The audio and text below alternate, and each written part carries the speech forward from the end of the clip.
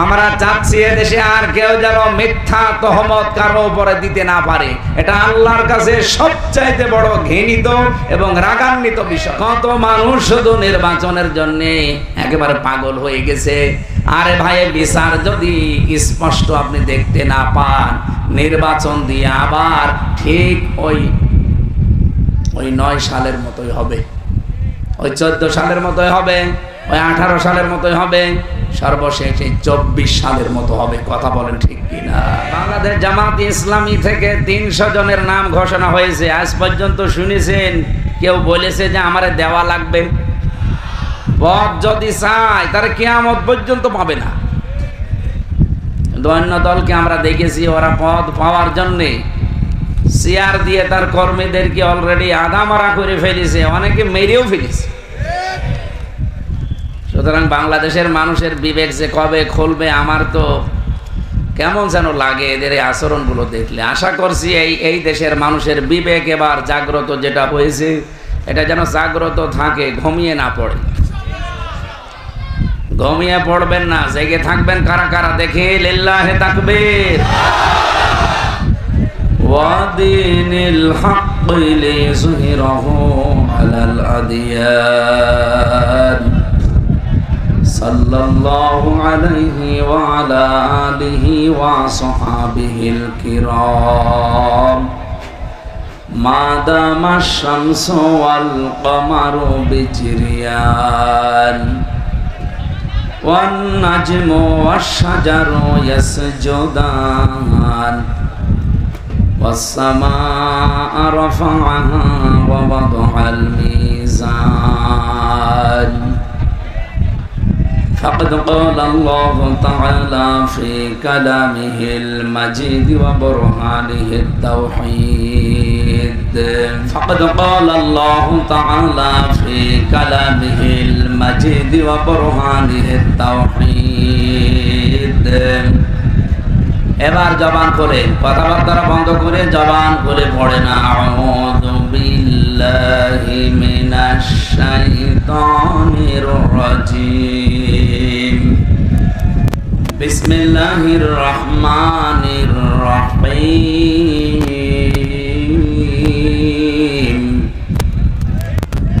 কুল লা আকুলু লাকুম ইনদি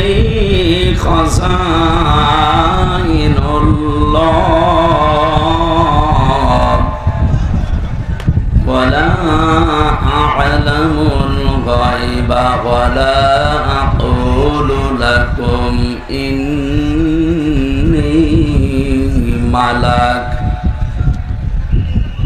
ইন আত্তাবি'ু ইল্লা মা ইউহা ইলাইয়া কুল হাল ইয়াস্তাউইল আ'মা ওয়াল বাসীর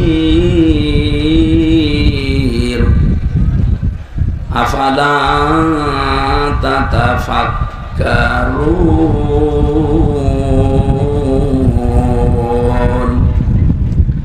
وأنذر به الذين يخافون أن يحشروا إلى ربهم ليس لهم من دونه ولي ولا شفيع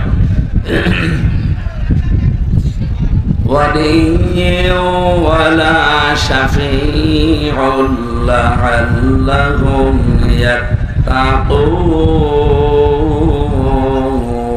يتقون صدقت يا ربنا عن ابن مسعود رضي الله تعالى عنه قال قال النبي صلى الله عليه وسلم فاتبعوا الصراط الأعظم إلى آخر الحديث رواه مسلم وقال تعالى في شان حبيبي إن الله وملائكته يصلون على النبي الحبيب يا أيها الذين آمنوا صلوا عليه وسلموا تسليما اللهم صل على بلغ العلا بكماله كشف الدجى بجماله حسنت جميع خصاله صلوا عليه وآله আলহামদুলিল্লাহ।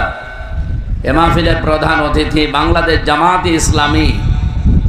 এই নামটা বললে শুনলে এখন আমাদের কলিজা ভরে যায়, তো কিছু মানুষের আবার সমস্যা, ওরা সেই মানধাতা আমলে আছে।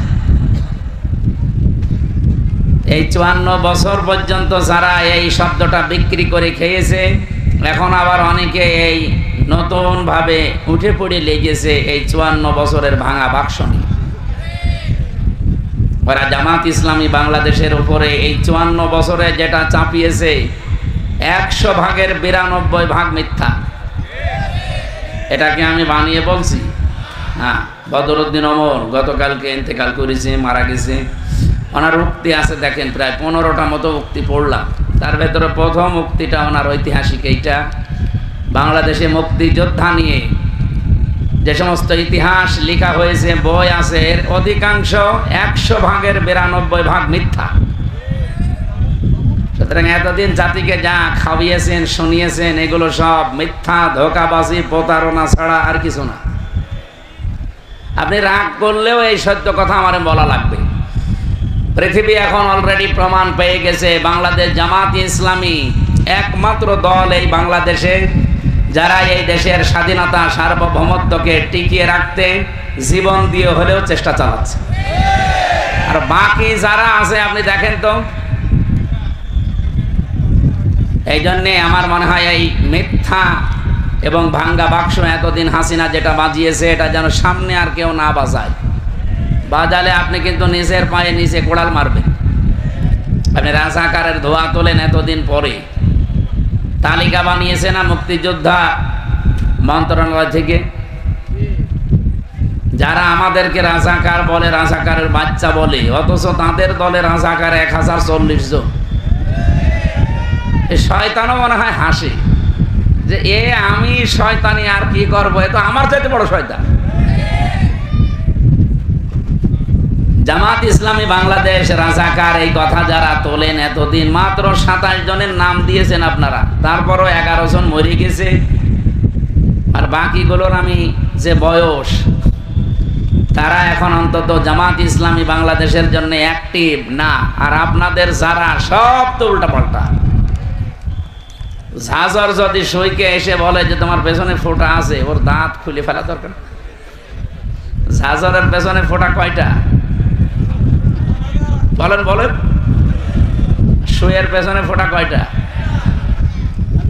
তাহলে আমরা যদি সই হয়ে থাকে, আপনারা ঝাঁঝর, এই জন্যে মুখ সামলিয়ে কথা বলা দরকার। বাংলাদেশ জামাত ইসলামী নামটা বললেই কারো রাগ হলে আমার কোনো সমস্যা নেই, এটা বললে আমাদের কলিজা এখন ভরে যায়। আলহামদুলিল্লাহ। তাহলে আমরা যদি সই হয়ে থাকে, আপনারা ঝাঁঝর, এই জন্যে মুখ সামলিয়ে কথা বলা দরকার। বাংলাদেশ জামাত ইসলামী নামটা বললেই কারো রাগ হলে আমার কোনো সমস্যা নেই, এটা বললে আমাদের কলিজা এখন ভরে যায়। আলহামদুলিল্লাহ। কেন্দ্রীয় মজলিসে শোরার অন্যতম সদস্য এবং বাংলাদেশ জামাত ইসলামী খুলনা মহানগরীর সম্মানিত আমির, বিশিষ্ট ইসলামী চিন্তাবিদ, শিক্ষাবিদ অধ্যাপক মাহফুজুর রহমান, বাংলাদেশ জামাত ইসলামী কর্তৃক মনোনীত নমিনি, উনি পদপ্রার্থী নয়। বাংলাদেশ জামাত ইসলামী থেকে সারা বাংলাদেশে এমপির ঘোষণা যাদেরকে দিয়েছে, এরা একজনও পদপ্রার্থী না, সবগুলো নমিনি। পদপ্রার্থী হবে অন্য দলের, যারা এই পদ পাওয়ার জন্য অলরেডি মারামারি করে মরে যায়। এক কথা বলে না কেন? বাংলাদেশ জামাত ইসলামী থেকে 300 জনের নাম ঘোষণা হয়েছে। আজ পর্যন্ত শুনেছেন কেউ বলেছে যে আমারে দেওয়া লাগবে? পদ যদি চায় তারা কিয়ামত পর্যন্ত পাবে না। অন্য দলকে আমরা দেখেছি ওরা পদ পাওয়ার জন্যে চেয়ার দিয়ে তার কর্মীদেরকে অলরেডি আধা মারা করে ফেলেছে, অনেকে মেরেও ফেলেছে। সুতরাং বাংলাদেশের মানুষের বিবেক যে কবে খুলবে আমার তো কেমন যেন লাগে এদের এই আচরণগুলো দেখলে। আশা করছি এই দেশের মানুষের বিবেক এবার জাগ্রত যেটা হয়েছে এটা যেন জাগ্রত থাকে, ঘুমিয়ে না পড়ে। ঘুমিয়ে পড়বেন না, জেগে থাকবেন। কারা কারা দেখে লিল্লাহে তাকবীর। দেখেন তো হাত তোলেনি কে? দেখেন দেখেন, আলহামদুলিল্লাহ, যাক ঠিক আছে।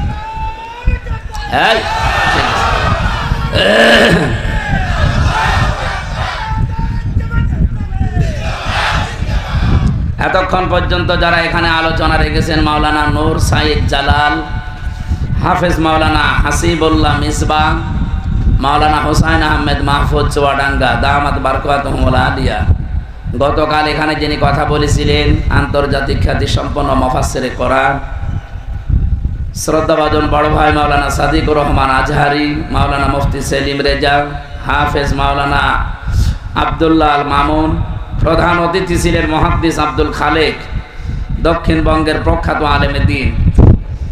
আল্লাহ রাব্বুল আলামিন সবগুলো গোলামকে গোলাম হিসাবে যেন কবুল করে। বাংলাদেশের অবস্থার দিকে তাকান, অনেকে এখন আল্লাহর গোলামিকে পছন্দ করে না, গোলাম হতে চায় অন্য কারো। বিভিন্ন জায়গায় আমরা গোলামির পরিচয় দেখতে পাচ্ছি। আমরা যারা একামতে দিনের কর্মী আসি, আল্লাহর কসম তারা এই পৃথিবীতে কারো গোলাম না, গোলাম হচ্ছে শুধুমাত্র আল্লাহ। এমনকি আমরা রাসূলুল্লাহরও গোলাম না, আমরা রাসূলুল্লাহর উম্মত। কথা বলেন। মঞ্চে যারা বসে আছেন অবশ্যই ব্যক্তিবর্গগুলো সম্মানিত, নয়তো আপনারা এখানে বসতে দিতেন না। সুতরাং এখানে যারা এসেছেন ওয়ারাফা'না লাকা যিকরাক, তাদের সম্মান মর্যাদা দুনিয়া আখিরাতে আল্লাহ যেন আরো বাড়িয়ে দেন। সামনে বসা মুসলমান ভাইরা, আপনারা আজকের অনুষ্ঠানের প্রধান আকর্ষণ। আপনারা বলেন তো, আপনারা যদি না আসতেন কষ্ট করে এই গরমের ভেতরে, আমির হামজা না, ওর বাবা আসলেও কেউ আসতো, কিছু হইতো? আজকের এই অনুষ্ঠানটা কানায় কানায় পূর্ণ করে যারা কষ্ট করে বসে আছেন, পর্দার আড়ালে আছে মনে হয় মা ও বোনেরা, মেয়েরা আছে, সম্মানিতা মা এবং বোনেরা, প্রশাসনের ভাইরা যারা দায়িত্বে আছেন, শৃঙ্খলার, দল মত জাতি বর্ণ ধর্ম নির্বিশেষে আজকের অনুষ্ঠান। এটা যদিও বাংলাদেশ জামাত ইসলামের নাম দেখতে পাচ্ছেন, কিন্তু এটা সবাই মিলে আয়োজন করেছে, এটা আমার বিশ্বাস। হাদা বায়ানুল লিন্নাস, কারণ এই বায়ান সব মানুষের জন্য। মানুষ পদবাচ্যে যারা বিবেচিত আছেন তাদেরকে আজকে আমরা কোরআনে কারীম শোনাবো এবং তাদের কাছ থেকে কিছু অঙ্গীকার নিতে চাই কোরআন কেন্দ্রিক, আগামীতে যেটা কাজে লাগবে ইনশাআল্লাহ। সূরা নাহলের ভেতরে এসেছে, হে নবী আপনি যখন তাদেরকে কন্যা সন্তান এই সুসংবাদ দিবেন, দেখবেন ওই মানুষগুলোর মুখ কালো হয়ে গেছে। সুতরাং কন্যা হয়েছে এই কথা শুনলে নারাজ হয় কাফেরেরা। কারা? আমাদের যাদের কন্যা আছে আপনি নির্দ্বিধায় বিশ্বাস করতে পারেন, একটা কন্যা যদি কারো বাড়িতে থাকে সে যেন বিশ্বাস করে আল্লাহ তাকে একটা জান্নাত বরাদ্দ দিয়ে দিয়েছে। এ পর্যন্ত শুনে জনেকে দেখলাম 2 হাত তুলেছেন, এবার শোনেন বাস্তব। নবীজি বলেন, কোন বাড়িতে যদি একটা কন্যা সন্তান জন্মগ্রহণ করে, সঙ্গে সঙ্গে 4 জন রহমতের ফেরেশতা ওই ঘরে প্রবেশ করে। মেয়েটার মাথায় হাত দিতে দিতে বলে, এই দুর্বল দেহটা একটা দুর্বল দেহ থেকে বের হয়ে এসেছে। এই মেয়েটাকে যারা আদর যত্ন করবে, এর পেছনে যারা খরচ করবে, একে যারা দিন শেখাবে, সৎ পাত্র দেখে পাত্রস্থ করতে পারবে, এই 4টা কাজ যদি আদায় করতে পারে, কিয়ামত পর্যন্ত আল্লাহর রহমত তাদের উপরে থাকবে। আমার ভাইরা, ফেরেশতারা নিষ্পাপ, তারা যদি কোনো দোয়া করে তাদের দোয়া কবুল হওয়ার সম্ভাবনা নেই। আরো জোরে বলেন নেই। ওনাদের দোয়ার ভেতরে 2টা বিষয় আমি লক্ষ্য করলাম। ফেরেশতারা বলেছে এই কন্যা সন্তানের উপরে যদি 4টা শর্ত কেউ আদায় করতে পারে তাহলে কিয়ামত পর্যন্ত আল্লাহর রহমত ওই মা বাবার উপরে থাকবে। আপনি কন্যা হয়েছে বলে আনন্দ করবেন, এরকম কন্যা তো মসিব জন্ম দিয়েছিল। কি হয়েছে? কন্যা হওয়ার পরে আপনাকে কাজ করা লাগবে কয়টা? আরো জোরে বলেন। 1 নম্বরে তাকে আপনি ভালোবাসবেন, মহব্বত করবেন। বিশ্বনবী বলেন, আমি বাইরে থেকে যতদিন বাড়িতে এসেছি আমার মেয়ে ফাতেমাতুজ জোহরা, উম্মে কুলসুম, রুকাইয়া, যায়নাব রিদওয়ানুল্লাহি তাআলা আলাইহিম আজমাইন, এই মানুষগুলোর জন্য আমি কিছু না নিয়ে বাড়িতে আসি নাই। এত ভালোবাসা, এত মহব্বত নবীজি মেয়েদেরকে করতেন। সুতরাং মেয়েদেরকে যারা ভালোবাসেন, মহব্বত করেন নিজের মেয়েকে, 2 নম্বরে তাকে তার পেছনে যারা খরচ করেন, তার লালন পালনের ভার যারা গ্রহণ করেন, তার কফিল, তার দায়িত্বশীল অভিভাবক যারা হন, 3 নম্বরে তাকে যারা দ্বীনের শিক্ষা দেন। এই বিষয়টা আজকে খুব গুরুত্বপূর্ণ, যেহেতু সবাই ছেলে মেয়েকে মাদ্রাসা লাইনে দিতে চান না। আমরা অনেকেই কলেজ, স্কুল, বিশ্ববিদ্যালয় এগুলোতে পড়াতে চাই। সেই হিসাবে 92% মুসলমানের দেশে আমরা লক্ষ্য করলাম ডক্টর মোহাম্মদ ইউনূস 2 নবীর নাম নিয়ে উনি বসে আছে। একটা মোহাম্মদ, হ্যাঁ, আপনি কি করলেন আমরা জানি না। গানের শিক্ষক নিয়োগ দিয়েছেন 1 থেকে 5 পর্যন্ত প্রাইমারিতে, শরীর চর্চার শিক্ষক নিয়োগ দিয়েছেন, অথচ আপনি 1 থেকে 5 পর্যন্ত ধর্মীয় শিক্ষক, কোরআনের শিক্ষক নিয়োগ দিতে ব্যর্থ পারেন নাই। এটা যাতে রেকর্ড হচ্ছে, জায়গা মতো চলে যাবে আমি জানি। বহু কিরামান কাতিবিন বিভিন্ন জায়গায় ওরা আছে, ওরা পৌঁছিয়ে দেবে। গোয়েন্দা বিভাগে যারা আছে, আপনারাও তো মুসলমান। 92% মুসলমানের এই দেশে এটা শুধু হামজার আহ্বান না, 18 কোটি মানুষের দাবি একটাই, আমরা 1 থেকে 5 পর্যন্ত একজন আলেম শিক্ষক চাই। এই দাবি আছে না আমাদের? এই ক্যামেরা ওইদিকে ধরেন, লিল্লাহি তাকবীর।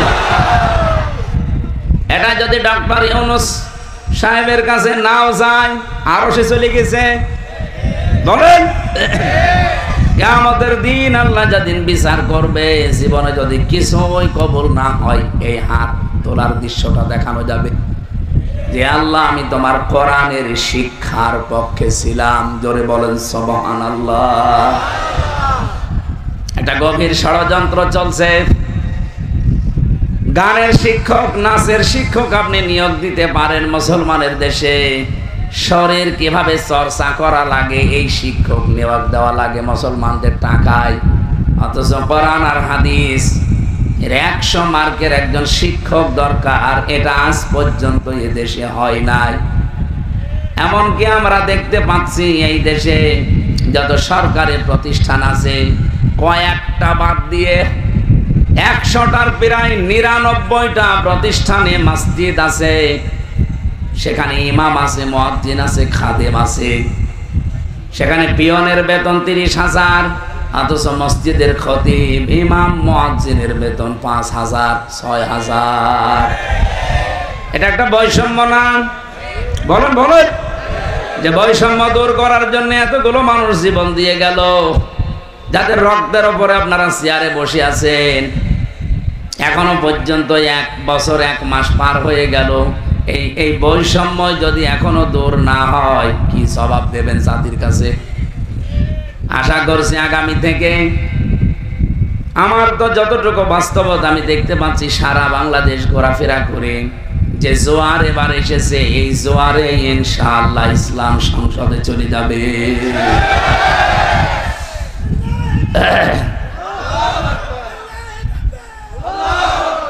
আল্লাহ রাব্বুল আলামিন ইসলামকে যদি এইবার সংসদ পর্যন্ত পৌঁছিয়ে দেয়।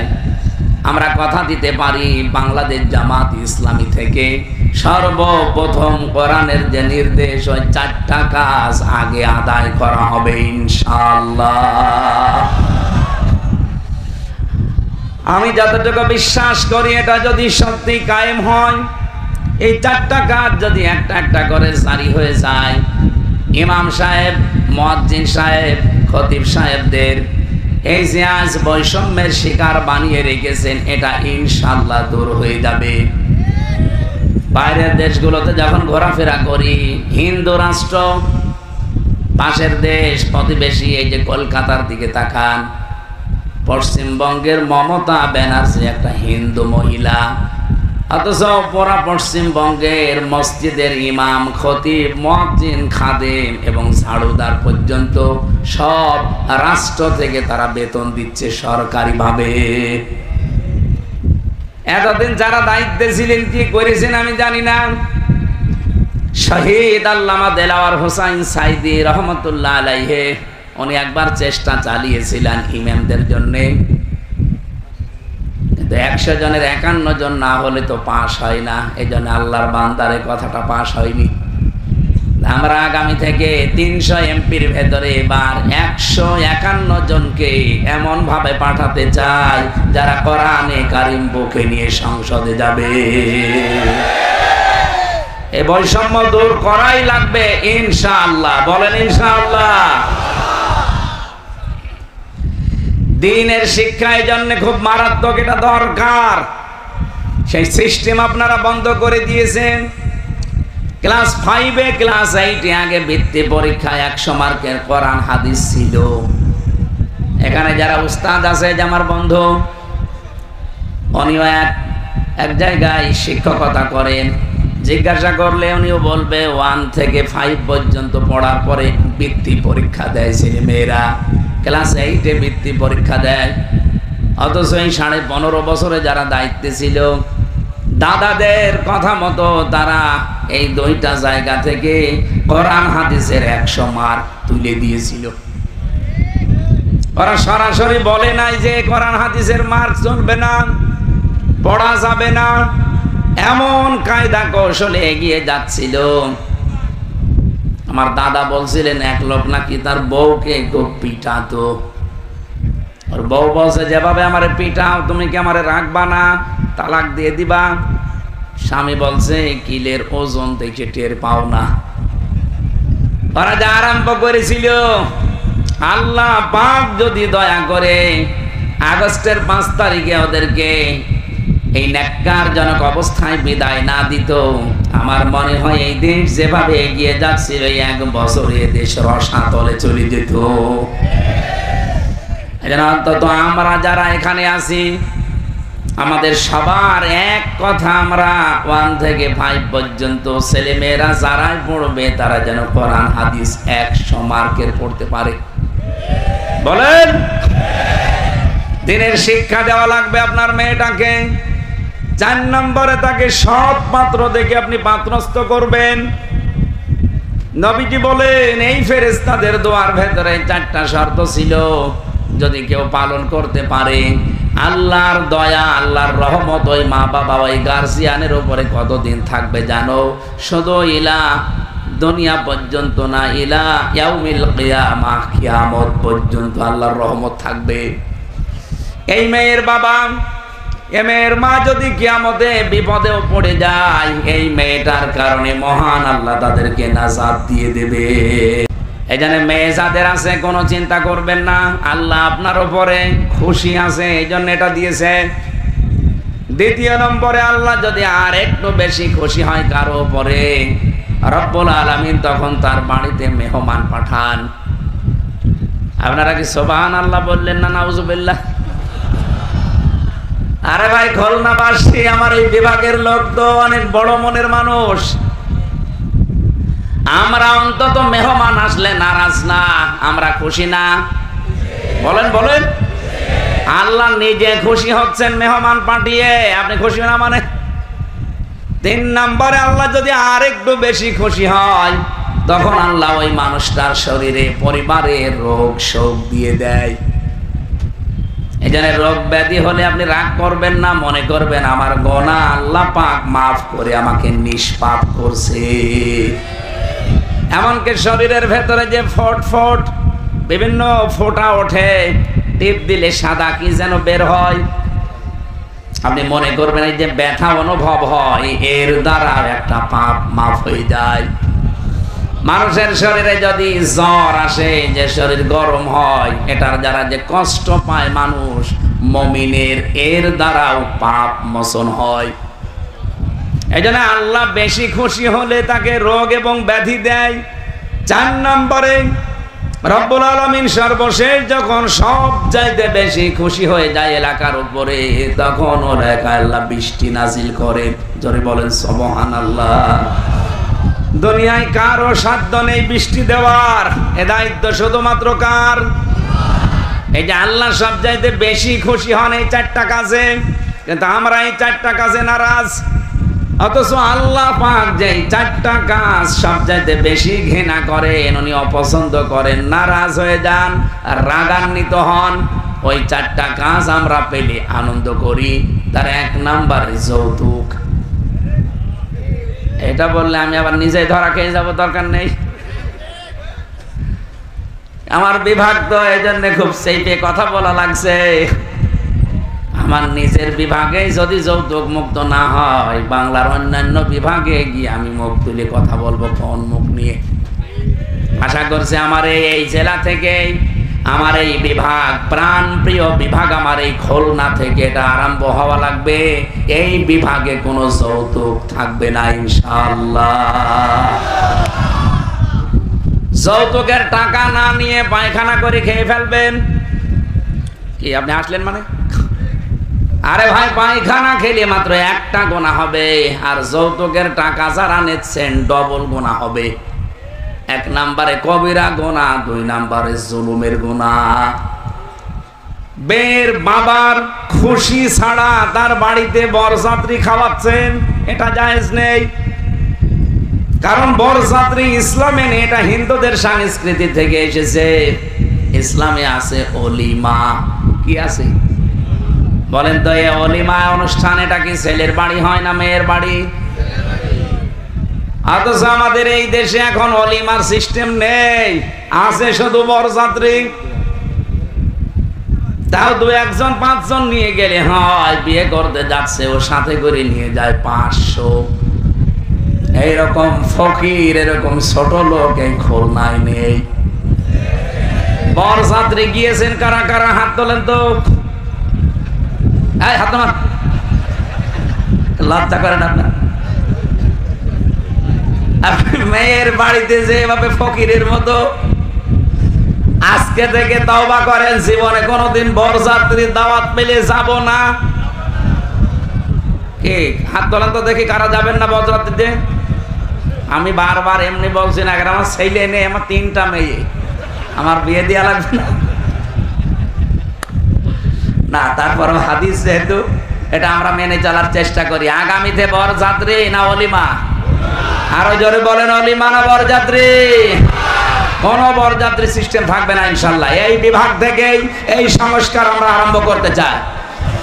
বিশেষ করে যারা বিয়ে করবেন, বর এবং বরের বাবা যারা আছেন, যদি যৌতুকের টাকা নেন, আমার মনে হয় সামাজিক ভাবে বয়কট করা দরকার। ঠিক বলছেন মানে? আপনি তো নিজে নিয়ে বসে আছেন। এই কাজটা বন্ধ হওয়া দরকার কিনা বলেন তো? 2 জন মহিলা ছিল আমাদের মাথার উপরে, অথচ এই কাজটা তারা আজ পর্যন্ত বন্ধ করতে পারে নাই। খালি নারীর অধিকার, নারীর অধিকার নিয়ে চিল্লিয়েছে। এটা নারীর অধিকার না, ইসলাম এই অধিকার তাদেরকে দিয়েছে। এবার যদি ইসলাম আসে, বাংলাদেশে ঝাঁটা পিটা করে যৌতুক বিদায় করা হবে ইনশাআল্লাহ। আল্লাহ রাগান্বিত হয়ে যান এই যৌতুকের এই সিস্টেম যখন চালু থাকে। 2 নম্বরে আল্লাহ রেগে যান যেই সমাজে সুদ আর ঘুষ, এই 2টার প্রচলন বেড়ে যায়, আল্লাহ রাব্বুল আলামিন তখন ওই সমাজের প্রতি রাগান্বিত হয়ে যায়। বাংলাদেশে একটা ঘর এখন নেই যেখানে ঘুষ নেই। যদি বলেন যে না আমি ঘুষ খাই না, এটা আমি মানি, কিন্তু বলেন যদি আমি ঘুষ দেই না, না আমি এটা বিশ্বাস করি না। এদেশে এমন একটা সিস্টেম আমরা বানিয়ে ফেলেছি, ঘোষের নাম পর্যন্ত পাল্টিয়ে রেখেছি হাদিয়া। কথা বলেন না কেন? আল্লাহর কোন নিষিদ্ধ বিষয়কে আপনি যতই সুন্দর মোড়ক দেন না কেন, ওটা বৈধ করা সম্ভব? দোকানের নাম লিখে দিয়েছে বিসমিল্লাহ মদের ভান্ডার। সুদ যেটা মারাত্মক, টাকা ছেড়ে রাখে, টাকা আসে 100 টাকায় 120 টাকা দেয়। এ পাবলিক দেশে নেই? খুলনা বিভাগের মানুষেরা আপনারা কিন্তু আরো বেশি সেনসিটিভ থাকা দরকার, কারণ আমি এই খুলনার সন্তান, এই বিভাগের বাইরে যে আমি কিন্তু আর মুখ পাবো না। এই বিভাগ থেকে আমরা এই মুহূর্ত থেকে নিয়ত করব, অন্য ধর্মের যারা আছে তারা যা করে করুক, আমরা মুসলমানেরা ঘুষ সুদ জড়িত হব না। ঘুষের ওইটা সম্ভব না, ওটা রাষ্ট্রের নিয়ম নীতি দরকার, ওটা ইসলাম আসলে ইনশাল্লাহ কায়েম হবে। কিন্তু সুদের এই বিষয়টা আমরা নিজেরাও এখন ছাড়ার চেষ্টা করলে পারি। যারা 100 টাকা দিয়ে রাখেন, মাসে মাসে 120 টাকা নেন, আপনি কি জানেন আপনি কত বড় অন্যায় আছেন? নিজের মায়ের সাথে আপনি জিনা করছেন। আরে ভাই, খাওয়া যায় তাই বলে সব খাওয়া যায়? এই খাওয়াগুলো একটু হালকা বন্ধ করা লাগবে। আপনি সুদ বাদ দিয়ে অন্য কোন সিস্টেমে আপনি চেষ্টা করেন, আমার আল্লাহ বরকত দেবে। সুদের এই ব্যবসায় যারা নিয়োজিত আছেন, আল্লাহর কসম চর্মচোখে দেখতে মনে হবে বিশাল সম্পদের পাহাড় তৈরি হচ্ছে। এক দিক থেকে টাকা আসলে 5 দিক থেকে আল্লাহ সব খসিয়ে দেবে। 3 নম্বরে আল্লাহ সব চাইতে একেবারে সর্বশেষ বেশি রেগে যায় তখন যখন দেখা হয় যে জাতির লোকদের মিথ্যা কথা বেড়ে গেছে। আর যেটা সব চাইতে বেশি বাংলাদেশে, কথা বলে না কেন, সব চাইতে বেশি এখন এই বিষয়টা। মিথ্যা তো নিজে বলেই, এমনকি মিথ্যা কথা আর একজনের উপরে চাপিয়ে তাকে কালার করে। এটা মিথ্যা না শুধু, এটা গীবত না শুধু, এটা তহমত। এটা যদি বন্ধ না হয়, যে উদ্দেশ্য নিয়ে আপনি এগিয়ে যাচ্ছেন, জীবনেও তার টার্গেট পর্যন্ত যেতে পারবেন না। আপনি কি জানেন এই যে মিথ্যা তহমত দেওয়া, একজনের নামের উপরে দোষ চাপিয়ে দেওয়া, অথচ লোকটাও বিষয়ে কিছুই জানে না। আমি একটা ঘটনা পড়ছিলাম, ইমাম মালিক রহমতুল্লাহ আলাইহি, তার জামানায় একজন মহিলা ইন্তেকালের পর প্রতিবেশী একজন মহিলা গেছে তার লাশ ধোয়াতে। ময়লা মাটি পরিষ্কার করার পরে যখন রানের ওপরে হাত দিয়েছে, দেখে হাত আর খোলে না, আটকিয়ে গেছে। কে গো, হাত আর খোলে না, হাত টান দিলে লাশ উঠে পড়ে। এলাকার ইমাম সাহেব ফতোয়া দিচ্ছেন যে এই জীবিত মহিলার হাত তো নষ্ট করা যাবে না, এই মারা গেছে মেয়েটার ওই জায়গা থেকে রানের গোশত কেটে দেন। কিন্তু এই মৃত মহিলার যে স্বামী এবং সন্তান, তারা বলছে না, আমার স্ত্রী খুব নেককার মানুষ, আমার মা খুব নেককার মহিলা, তার এখন মারা গেছে, তার রানের চামড়া কাটবেন, আমরা মানতে পারি না, হবে না, এটা দরকার ওই জীবিত মহিলার হাত কেটে ফেলেন। ওরা বলছে কি বলেন আপনারা, আমরা এসেছি আপনাদের উপকারের জন্য, আর এখন আমাদের হাত কাটবেন? এলাকার ইমাম সাহেবের ফতোয়া দিয়ে যখন হয়নি, তখন দেশের প্রধান বিচারপতি ইমাম মালিক, যে জায়গায় ঘটনা সেখান থেকে 80 কিলোমিটার দূরে মদিনায় তিনি প্রধান বিচারপতি, তাকে ঘোড়ায় চড়িয়ে নিয়ে আসা হচ্ছে, আপনি বিচার করেন। ইমাম মালিক ডাক দিয়ে বললেন, আল্লাহর বান্দি, পর্দা দিয়ে ঘিরে দেন, প্রশ্ন করব তারে 3টা। 1 নাম্বার, এই মেয়ে, এই মহিলার লাশ ধোয়ানোর সময় কোনো খারাপ কোনো চিন্তা ভাবনা, কোনো কাজ তোমার দ্বারা হয়েছে? মেয়েটা কাঁদতে কাঁদতে অস্থির, বলে না, আমি অনেকক্ষণ এই হাত ধরে বসে আছি, আমার তো প্রাকৃতিক প্রয়োজন আছে, আমি যেতেও পারি না, মহা মুসিবতে আমি কিচ্ছু করি নাই। ইমাম মালিক বলে, আল্লাহর বান্দী, আমার কাছে কিন্তু কোরআন আর হাদিসের রাডার আছে, তুমি যদি সত্য কথা না বলো আমি কিন্তু ধরতে পারবো, সত্য কথা বলো। মেয়েটা বলছে, ইমাম যা করেছি আমি এতটুকু বলতে পারি, বলো।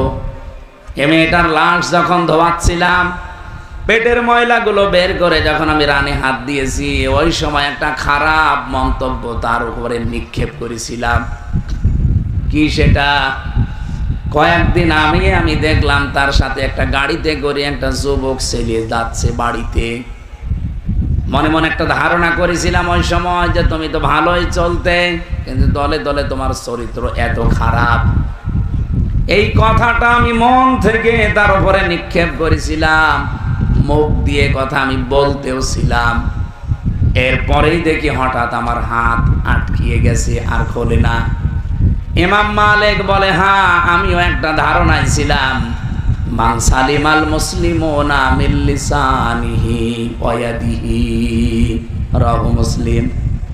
হযরত আবু হুরায়রা থেকে বর্ণিত, বিশ্ব নবী ১৫০০ বছর আগে জানিয়েছেন, এই পৃথিবীতে প্রকৃত মুসলমান তো তারা যাদের হাতের দ্বারা আর মুখের দ্বারা অন্য মুসলমান শান্তিতে থাকে।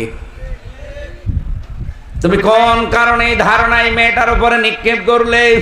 তুমি কি জানো তার সাথে যে পুরুষ মানুষটা গাড়িতে যাচ্ছিল, এ পুরুষটা কে?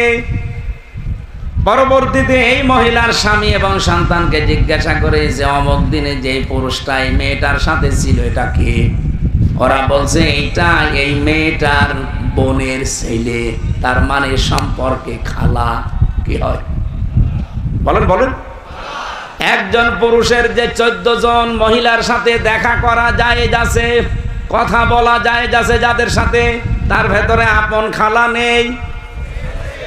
কথা বলেন না কেন? এখানে যারা পুরুষ আছেন, আপনি মহিলাদের সাথে কথা বলতে পারবেন, দেখা করতে পারবেন, কিন্তু 14 জন এর বাইরে যদি আপনি কারোর সাথে দুনিয়ায় কথা বলেন, আপনি যদি কাবার ইমামও হয়ে থাকেন, পর্দা রক্ষা করা লাগবে। কিন্তু ওই 14 জন পুরুষের সাথে আপনার পর্দা করা দরকার নেই। তার ভেতরে 1 নম্বরে বাবা, এরপরে ছেলে, এরপরে বোনের ছেলে। এই যে এটা আবার আপন বোনের ছেলে হওয়া লাগবে, ওই নাম ডাকা খালা হবে না। বহু মানুষ আছে রিকশায়, দেখে 2 জন মহিলা রিকশায় উঠতেছে, একটা মুরব্বী একটা যুবতী, মনে মনে করে এটা হয়তো খালার মেয়ে হবে, কিছুই পরিচয় নেই, যে বলে খালা ভালো আছেন। এটাকে খালা বলা উদ্দেশ্য নাকি খালার মেয়ে টার্গেট?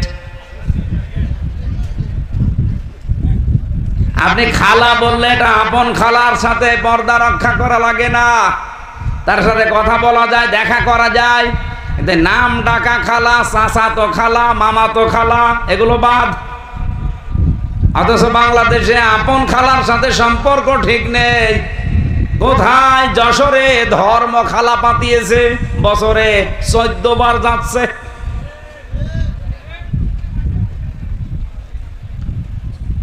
তুমি যে ধারণা করলে এই মেয়েটাকে নিয়ে, অথচ এই ছেলেটা হচ্ছে তার বোনের ছেলে, তার মানে খালা। খালার সাথে বিয়ে করা জায়েজ আছে? বলেন বলেন। কোন কারণে এই ধারণা করলে? তুমি যে মুখ দিয়ে বলেছিলে, অন্তর দিয়ে ধারণা করেছিলে, অথচ মুসলমানের কাজ হচ্ছে তার মুখের দ্বারা আর হাতের দ্বারা মানুষ যেন শান্তিতে থাকে। একটা মিথ্যা তহমত তার উপরে নিক্ষেপ করার কারণে দুনিয়ায় আল্লাহ তোমার শাস্তি দিয়ে দিয়েছে। আর শাস্তি এখন তোমার হবে। আমি কোরআনে কারীম থেকে যে আয়াত পড়বো, এই আয়াত অনুযায়ী সূরা নূর থেকে তিনি তিলাওয়াত করলেন, ওয়াল্লাযীনা ইয়ারমুনাল মুহসানাতি সুম্মা লাম ইয়াতু বিআরবা'তি শুহাদা ফাজলিদুহুম সামানিনা জালদা ওয়ালা তাকবালু লাহুম শাহাদাতান আবাদা ইলা আখিরি আয়াত। কোন মানুষ যদি নিরপরাধ সতী সাধবী কোন মেয়ে লোকের উপরে জেনার তহমত নাজিল করে, তার উপরে নিক্ষেপ করে, ও যদি 4 জন সাক্ষী জোগাড় করতে না পারে, 2টা শাস্তি তার দুনিয়ায় হবে। এক নম্বরে তাকে 80টা চামড়ার চাবুক মারা হবে, 2 নম্বরে যতদিন সে জীবিত আছে তার সাক্ষ্য গ্রহণ করা হবে না। আমি আয়াতটা পড়ার পরে আমি চিন্তা করেছিলাম বাংলাদেশ নিয়ে।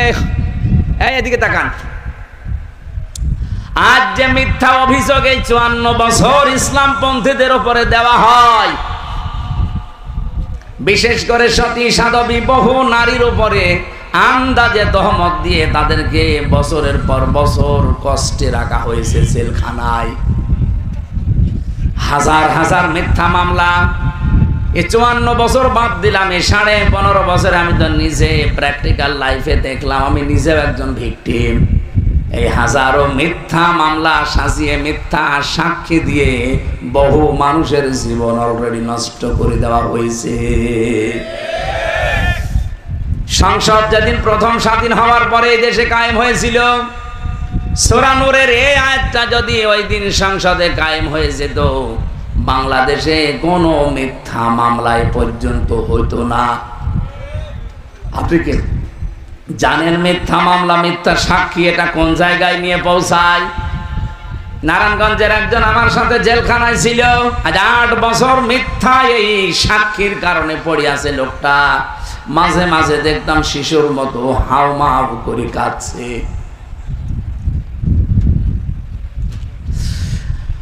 বাংলাদেশের মুসলমানেরা কান খাড়া করে শোনেন, এটা শুধু খুলনার জন্য বলছি না, সারা বাংলাদেশের জন্য। আগামীতে ইসলাম যদি চায় সত্যি, মিথ্যা মামলা মিথ্যা সাক্ষী চিরতরে বঙ্গোপসাগরে ঝাঁটা মেরে বিদায় করা হবে। আমরা তো চাই যারা মামলার আয়ু, আমার মামলার আয়ু ছিল আপনার এই খুলনা ফুলতলার। আল্লাহর ওলি আমার রিমান্ডে যেভাবে কষ্ট দিয়েছে, আমি কিয়ামত পর্যন্ত হায়াত পেলেও ভুলবো না। আমার মাথার চুল থেকে পায়ের তালু পর্যন্ত 1 ইঞ্চি জায়গা বাকি নেই যেখানে ওরা টর্চার করে নাই। শরীরটা আজ ভেঙে গেছে, আমি স্বাভাবিক এখন হতে পারি না শুধু রিমান্ডে অত্যাচারের কারণে। অথচ পোড়া ডাহা মিথ্যা জিনিস ওরা নিজেরাও জানতো। কাউন্টার টেরোরিজমে যারা দায়িত্বে ছিল গোপালগঞ্জের এই যার সন্তানগুলো, আসাদুজ্জামান, মনিরুল ইসলাম, আব্দুল মান্নান, আর আপনাদের খুলনায় বাড়ি শেখ ইমরান, ফুলতলায় বাড়ি। বাকি চিটাগাঙের আতিকুর রহমান ভইয়া, জাহিদ হোসেন, এরকম 12 জন আমার রিমান্ডে যেভাবে অত্যাচার করেছে মিথ্যা জিনিসের উপরে ভর করে, ওরা নিজেরাই এসে বলতো ওই মাটির নিচের ঘরে যে আপনার কোনো দোষ নেই, আমরা জানি। তা আপনি জানেন তো আমরা ছাড়েন না কেন? না, কিছু দেওয়া লাগবে না, অন্য কাউকে দিয়ে দেন, আর এখানে আসবেন না। নিজে যেহেতু প্র্যাকটিক্যাল দেখেছি, এই জন্য আয়াতটা আমি এখানে সেট করলাম। এই মিথ্যা মামলা এবং মিথ্যা সাক্ষী যদি বাংলাদেশ থেকে বন্ধ করা যায়, আমার যতটুকু বাস্তবতায় জ্ঞান আমি দেখেছি, হাজারো মানুষ এই দেশে নিরাপদে চলতে পারবে। এখনো যারা আতঙ্কে আছেন যে মিথ্যা মামলা আমরাও খাই কিনা, মিথ্যা সাক্ষী আমাদের বিরুদ্ধেও জোগাড় হয় কিনা, বাঁচতে যদি চান আগামীতে ইসলামকে সংসদে পাঠান, নয়তো আবার গাড়া কলে পড়বেন। আমরা 15 বছর পড়েছিলাম, আপনিও পড়বেন। অন্য ধর্মের যারা আছে তারাও আতঙ্কে থাকে। আপনাদের হাতে পায়ে ধরে বলছি, এখনো বোঝার চেষ্টা করেন, ইসলাম ছাড়া নিরাপত্তা দেওয়ার অধিকার এই পৃথিবীতে কারো নেই। বহু মানুষ গলাবাজি করেছে, দাদাদের প্রেসক্রিপশন অনুযায়ী বহু মানুষ লাফিয়েছে, কিচ্ছু হয় নাই। ইসলামকে আপনি 5 বছর লাগবে না, 2 বছরের জন্য একটু এনে দেন। এই দেশে কোন ঔষধ কোন জায়গায় দেওয়া লাগবে ইসলাম ভালো করে জানে। এবার একটু এনে দেওয়া যাবে না? ইসলাম এবার সংসদে যাক, কারা চান দেখি? লিল্লাহে তাকবীর, লিল্লাহে তাকবীর।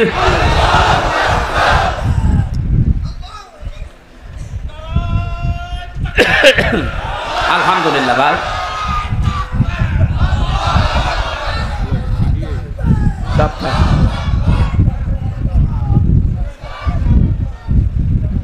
আমার মনে বড় আশা, আমি আল্লাহর ওলিকে দেখতে চাই, কিন্তু পাচ্ছি না। কোথায় যে আছে আল্লাহর ওলি? আমার রিমান্ডে চেয়ারে বসিয়ে হাত এভাবে বেঁধে, পায়ের সাথে বেঁধে। আমার আগে একজনকে নিয়ে যাচ্ছিল, ওনার বাড়ি চট্টগ্রামে, ছাত্র দলের ছেলেটা নিয়ে গেল, ভালো ছেলে। আসার সময় দেখি খোঁড়াতে খোঁড়াতে আসছে, হাতের এই নখ দিয়ে রক্ত পড়ছে। বললাম কি হয়েছে ভাই? মাটির নিচে তো কোনো আওয়াজও বাইরে যায় না। আমারে বলছে, হামজা ভাই, ভালো মানুষ তো নিয়ে গেল, দেখলেন, যাবার পরে এরকম একটা চেয়ারে বসিয়ে দিয়েছে। এই হাত হ্যান্ডকাপ দিয়ে আটকিয়ে দিল, 2 হাত, পায়ের সাথে বেড়ি লাগিয়ে দিল, গলার সাথে একটা বেল্ট বেঁধে দিল, চোখটা কালো কাপড় দিয়ে বেঁধে দিল, একটা সুইচে টিপ দিল। এক টিপ মারলে নাকি 120 বার ঘোরে। মিনিটে যদি 120 বার ঘোরে, সেকেন্ডে কয়বার? বলেন বলেন। আপনি কল্পনা করেন তো নিজেকে ওই জায়গায়। একটা মানুষ সব বাধা চেয়ারের ওপরে, 1 মিনিটে আপনি 120 বার ঘুরবেন। আমার মনে হয় চোখ খুলে দিলে আপনি দুনিয়া 10টা দেখতে পাবেন। হাতের নখের গুলোর দিকে তাকিয়ে দেখি একটা একটা করে প্লাস দিয়ে নখগুলো সব তুলে ফেলেছে। পায়ের দিকে তাকিয়ে দেখি রক্ত ঝরছে, একটা নখও নেই। অপরাধ কি? অপরাধ এতটুকু যে বিএনপির ছাত্র দলের লোক। ছাত্র দলের উপরে যদি এই হয়, ছাত্র শিবিরের কেন্দ্রীয় সভাপতি আমার আগে ছিল রিমান্ডে, জনাব দেলাওয়ার হোসেন। আল্লাহর এই বান্দাকে ফুটবলের মতো ওরা পিটিয়েছে। আসাদুজ্জামান নামে এই জারোর সন্তানটা আমার নিজে রুমের ভেতরে চোখ বেঁধে চেয়ারে বসিয়ে আমারে বলছে, দেলাওয়ারকে আমরা ফুটবলের মতো পিটিয়েছি, লাথিয়েছি। এই মিথ্যা সাক্ষীর কারণে, মিথ্যা মামলার কারণে হাজার হাজার মানুষ এই দেশ থেকে অন্যায়ভাবে বিদায় নিয়েছে, তার জীবনটাও নষ্ট হয়ে গেছে। আগামীতে আবার এই সম্ভাবনা অনেকের জীবনে দেখতে পাচ্ছি। বাঁচতে যদি চান, এখনো ইসলামের হাতে দেশটা তুলে দেন, সবাই নিরাপদে থাকবেন। হিন্দু মহাজোটের মহাসচিব গোবিন্দ চন্দ্র পরামানিক, রাজবাড়িতে বাড়ি। সারা বাংলাদেশের হিন্দু মহাজোটের মহাসচিব এই লোকটা।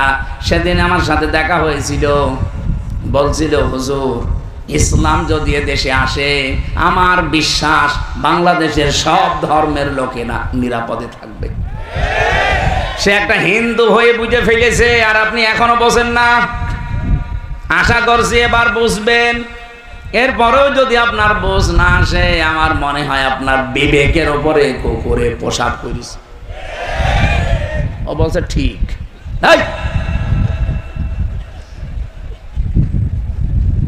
বিবেক কবে জাগ্রত হবে আপনার?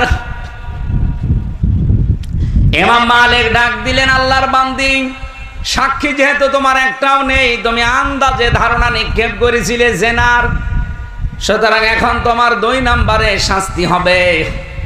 তোমার সাক্ষী জীবনে আর কোনো দিন গ্রহণ করা হবে না। আমার মনে হয় যারা মিথ্যা মামলা দেন, মিথ্যা সাক্ষী দেন, 3 বছর, 5 বছর, 10 বছর, 15 বছর পরে মামলাটা খারিজ হয়ে যায়, কোনো প্রমাণ পায় না। এই যে আমার মামলাটা 3 বছর কোনোদিন জামিন দেয়নি, অথচ আগস্টের 5 তারিখের পরে মামলা শুধু তুলতে দেরি, শুধু জামিন না, জামিনও দিয়েছে, মামলা খারিজ করে দিয়েছে। আমি জিজ্ঞাসাও করেছিলাম জজ সাহেবকে যে আপনার কাছেই তো এই মামলা আসতো 3 বছর, তখন তো আপনি জামিন দিতেন না, এখন কি এমন পেলেন যে জামিন না খারিজ করে দিলেন? হুজুর, এতদিন আমার হাত বাঁধা ছিল, এখন আমার হাত খোলা আছে। আমরাও চাই এই দেশে যারা দায়িত্বে থাকবে তাদের হাত আবু সাইদের মতো খোলা থাকবে। আর এটা সম্ভব হবে 1628 জন মানুষকে একটু হাত খোলা অবস্থায় পেলে। আর আমরা ওইটাই চাচ্ছি, ইসলাম দিয়ে, মন মতো না। আমেরিকার প্রেসক্রিপশন দিয়ে হবে না, ভারতের প্রেসক্রিপশন দিয়ে হবে না, এটা প্রেসক্রিপশন লাগবে কোরআনের। এগুলো কোরআনে আছে না নেই? ইমাম মালিক বলেছে তোমাকে এখন প্রথমে 80টা বেত মারা হবে চামড়ার চাবুক দিয়ে। 2 নম্বরে কোনো দিন আর বেঁচে থাকতে তোমার কোনো সাক্ষী আর গ্রহণ করা হবে না। এই জন্য যাদের মামলা খারিজ হয়ে যায়, প্রমাণ হয় না, অথচ মাঝখানে তার জীবন থেকে 2-5 বছর 7-10 বছর কেটে যায় জেলখানায়, যেহেতু নিরপরাধ একজন মানুষ, যারাই মিথ্যা মামলা দিয়েছে ওই মামলার আয়ু থেকে সাক্ষী পর্যন্ত প্রত্যেককেই শাস্তির আওতায় আনা দরকার। হ্যাঁ, কথা বলেন। এইটার নাম ন্যায় বিচার ছিল। আমার মনে হয় এই সিস্টেম যদি আগামীতে ইসলাম কায়েম করতে পারে, এই দেশে হাজার হাজার মানুষ মিথ্যা মামলা মিথ্যা সাক্ষী থেকে বেকসুর খালাস পেয়ে যাবে। 1,10,000-এর মতো মানুষ এখনো জেলখানায় আছে সারা বাংলাদেশে। আমার মনে হয় 10,000 মানুষও জেলখানায় থাকার কথা না। আমার সাথে যারা ছিল 100 জনের প্রায় 70 জন নিরপরাধ। আমি তো হিসাব করে দেখতাম, বিশেষ করে বিডিআর যারা, এরা 100 জনের 98 জন নিরপরাধ, 2-1 জনের অপরাধ থাকতে পারে, ওটা স্বতন্ত্র, বাকিগুলো সব এই দাদাদের চক্রান্ত। আমার খুলনাবাসী ইমাম মালিক বললেন, জল্লাদ চামড়ার চাবুক নিয়ে একটা একটা করে 80টা মহিলার পিঠের ওপরে বেত লাগাও। 79টা হয়ে গেছে, কিন্তু হাত খোলে না। জল্লাদ এসে বলে, হুজুর আর একটা বাকি আছে, কিন্তু হাত খোলে না। ইমাম মালিক বললেন, কোরআন আমি 100% বিশ্বাস করি, এটা কোনোদিন মিথ্যা হবার না। তোমার একটা যখন বাকি আছে, এবার আর আন্দাজে না, তুমি বিসমিল্লাহ বলে বাকি চাবুকটা নিক্ষেপ করো। উনি বিসমিল্লাহির রহমানির রহিম বলার পরে তিনি আঘাত করলেন, সঙ্গে সঙ্গে হাত চট করে খুলে গেছে। আমি তার জীবনী পড়তে গিয়ে এটা পেয়েছি, পৃথিবীতে কোনো পাপের শাস্তি যদি হয়ে যায়, কিয়ামতের দিন আল্লাহ ওই পাপের জন্য ডবল করে আর বিচার করে না। এজন্যই 54 বছরে যে পাপের শাস্তিগুলো অনেকেই নিজে ইচ্ছা করে অপরাধ করেছেন, পাপ করেছেন, তাদের শাস্তিও এই জমিনে হওয়া দরকার। আমার তো 100% বিশ্বাস এই 54 বছরের ভেতরে, এর আগের ইতিহাস বাদ দেন, কারণ ও সময় আমাদের জন্ম হয়নি। আমার জন্মে দেখা এই 24, কথা বলেন না কেন? আমি ধর 71ও দেখিনি, আমি ধর 47 দেখিনি, আমি তো 52 দেখিনি, আমি 24 দেখেছি। সুতরাং এই 24-এর অপরাধীরা একটা যেন ছাড় না পায়। আগেরটা যারা হয়েছে ওগুলো বাদ দেন, ওরা অনেককে মাফ করে দিয়েছে, অনেককে জাতি ক্ষমা করেছে, কিন্তু 24-এরটা জাতি এখনো ক্ষমা করেছে। আমরা চাই এই দৃশ্যমান বিচার খুব তাড়াতাড়ি যেন আমরা দেখতে পাই। কত মানুষ শুধু নির্বাচনের জন্য একেবারে পাগল হয়ে গেছে। আরে ভাই, বিচার যদি স্পষ্ট আপনি দেখতে না পান, নির্বাচন দিয়ে আবার ঠিক ওই 9 সালের মতোই হবে, ওই 14 সালের মতোই হবে, ওই 18 সালের মতোই হবে, সর্বশেষ এই 24 সালের মতো হবে। কথা বলেন ঠিক কিনা? আমরা চাচ্ছি এদেশে আর কেউ যেন মিথ্যা তহমত কারো উপরে দিতে না পারে। এটা আল্লাহর কাছে সবচাইতে বড় ঘৃণিত এবং রাগান্বিত বিষয়। সূরা নেসার 113 নম্বর আয়াত 12 নম্বর আয়াতে এই তথ্যটা আছে, অমাইয়াকসিব খাতিয়াতান আও ইসমান সুম্মা ইয়ারমি বিহি বারিআন ফাকাদ হিতামালা বহুতানা ওয়া ইসমান মুবিনা। রব্বুল আলামিন বলেন, বহু মানুষ এমন দুনিয়ায় আছে নিজে অন্যায় করে, আর কাজটা যখন হয়ে যায় তখন একটা নিরপরাধ মানুষের ওপরে দোষটা চাপিয়ে নিজে সাদোষ আছে। এই চরিত্র বাংলাদেশে আছে না নেই? আপনি টের পাচ্ছেন না কত বড় অপরাধে আছেন? রাজনৈতিক প্রতিহিংসার কারণে আজ এটা বেশি করছে অনেকে। কথা বলে না কেন? রাজনৈতিক শুধু প্রতিহিংসার কারণে একজনকে কালার করার জন্য, ডাউন করার জন্য এমন এমন মিথ্যা তহমত তার উপরে চাপিয়ে দিচ্ছে যেটা শয়তান পর্যন্ত বিশ্বাস করে না। আশা করছি এই সংস্কৃতি বন্ধ হবে, এই দায় চাপানোর সংস্কৃতি। এতদিন করতো এক দলের লোক, এখন দেখছে আর এক দলের লোক উঠে পড়ে লেগেছে, কিছু হলেই অমকের উপরে দায় চাপিয়ে দাও। এই কথা বলে না কেন? সিস্টেম নেই দেশে, যে যাই করুক না কেন অমকের উপরে দায় চাপিয়ে দাও। মনে হচ্ছে ওরা দুনিয়ায় দায় নেওয়ার জন্য জন্ম নিয়েছে। অথচ 1977 সালে প্রতিষ্ঠিত হওয়ার পর থেকে এই 25 সাল পর্যন্ত তাদের একটা কোন সদস্যের বিরুদ্ধে, কর্মীর বিরুদ্ধে ধর্ষণের কোন মামলা সারা বাংলাদেশে নেই। যারা আজ নারীর পক্ষে কথা বলে নিজেদেরকে সফি সাজাতে চান, তাদের বিরুদ্ধে মামলা 30টার উপরে ধর্ষণের। বাকিগুলো তো বললামই না। আশা করছি আপনারা এই কথাটা এখন বুঝবেন। যাদের উপরে যেই দোষ চাপিয়ে দেওয়া হয়, এই দোষ যদি সেই লোকটা না করে, এই অপরাধ আল্লাহ আপনাকে দিয়ে করাবে, এরপরে আপনার মরণ হবে। যা যা করেছিল হাসিনা আলেমদের উপরে, ডক্টর মাহমুদুর রহমান আমার দেশ পত্রিকার সম্পাদক একটা বই লিখেছে, আলেমদের উপরে নিপীড়ন। দেখেননি? যদি কারো কেনা থাকে দেখে নেবেন। কি করে নাই? আমার সাথে 76 জন আলেম ছিল এক জায়গায়।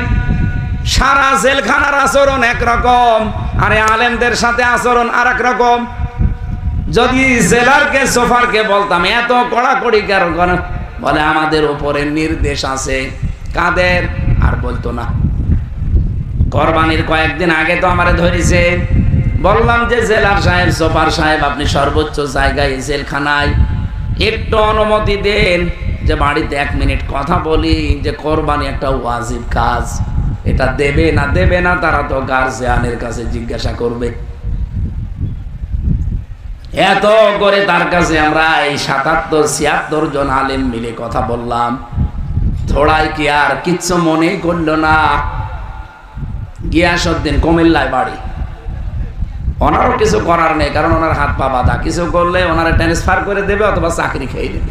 এই ছিল দেশের অবস্থা। যা যা করেছিল আলেমদের উপরে, জনগণের উপরে, আল্লাহ সবগুলো এখন যারা ছিল তাদের উপরে চাপিয়ে দিয়েছে। কোরআনে কারিমের একটা আয়াত বেশি বেশি মনে পড়ছে, সূরা আনআম 30 নম্বর আয়াত। এদিকে তাকান। قد خسر الذين كذبوا بلقاء الله حتى إذا جاءتهم الساعة। রব্বুল আলামিন বলেন, ক্ষতিগ্রস্ত হয়ে গেছে ওই মানুষের জীবন, যেই মানুষগুলো পৃথিবীতে এটা বিশ্বাস করে যে আল্লাহর সাথে সাক্ষাৎ করা লাগবে না, আল্লাহর সাথে আমার সাক্ষাৎ হবে, দেখা হবে, এটা যারা বিশ্বাস করেন না, আল্লাহ পাক তাদের জন্য বলেন হঠাৎ করে যখন মরণ চলে আসবে, তখন ওই মানুষগুলো পেছনের দিকে তাকাবে আর আফসোস করবে। ক্বালু ইয়া হাসরাতানা আলা মা ফাররাতনা ফিহা। আমি কি পাঠালাম? এই আয়াতটাতে কত বাস্তব। আমি সেদিন সিঙ্গাপুরে দেখলাম, মালয়েশিয়াতে গিয়েছিলাম, যে হোটেলে উঠি দেখি নিচে 2 জন বসে বসে চা খাচ্ছে। যে বললাম কি এখানে কেন? বলছে হুজুর আমরা আগেই পালিয়েছি। আপনি পালালেন কেন? আপনার না 620টা বাড়ি। দুদুকে খুঁজে পেয়েছে, আল জাজিরা রিপোর্ট দিয়েছে, আপনার বাড়ির সংখ্যা সারা পৃথিবী মিলে 620টা। অথচ আপনি আজ হোটেলে থাকেন, কিছুই তো ভোগ করতে পারলেন না। কি করলেন জীবনে? আচ্ছা হুজুর দোয়া করেন, দোয়া আসবে আপনার জন্য। বাংলাদেশের বাড়িগুলো নয় জনগণ জ্বালিয়ে দিয়েছে, পুড়িয়ে দিয়েছে। বাইরের দেশে সাহেব পাড়া আছে আপনার, এদিকে তাকান, আপনার বেগম পাড়া আছে, এই সিঙ্গাপুরে বাড়ি আছে, একটাতেও থাকতে পারেন না। এই মালয়েশিয়াতে আপনি বেগম পাড়া, সাহেব পাড়া বানিয়েছেন, থাকতে পারেন না, থাকেন আজ হোটেলে, প্রতিদিন 20,000 50,000 টাকা করে ভাড়া দিয়ে।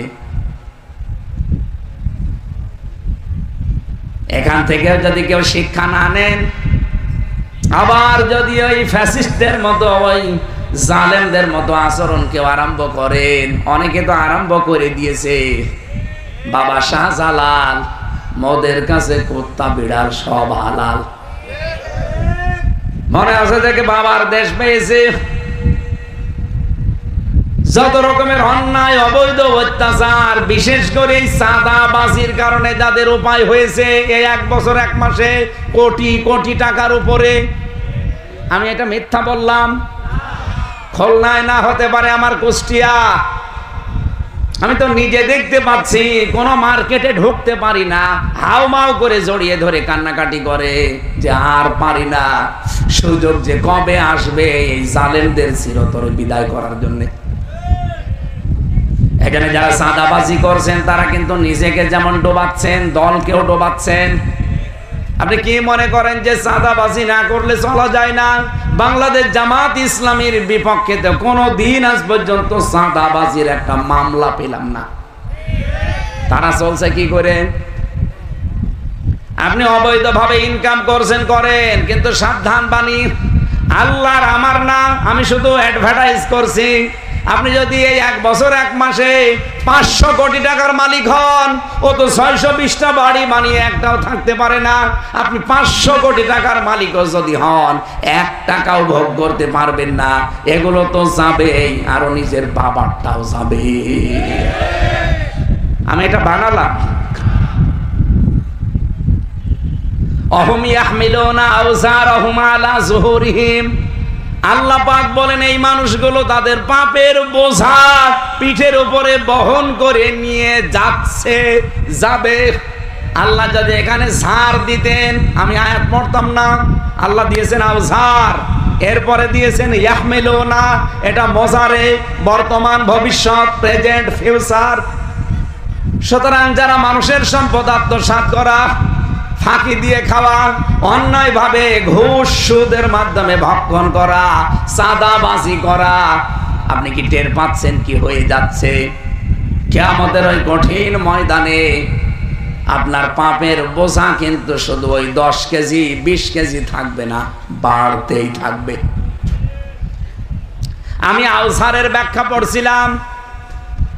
মুফাসসির সাইয়্যিদ কুতুব রহমাতুল্লাহ আলাইহি ফি জিলালিল কোরআনে লিখেছেন, এই দুনিয়ার ময়দানে কেউ যদি 50 বছর হায়াত পেয়ে 50 মন গুনাহ করে মরে যায়, কিয়ামতে তার মাথার উপরে পিঠের উপরে 50 মন গুনাহ আল্লাহ চাপিয়ে দেবে, তার বিচার শেষ।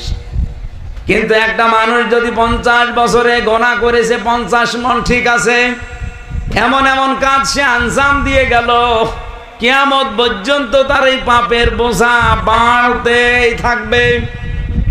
এমন গোনা দেশে নেই? বলেন বলেন।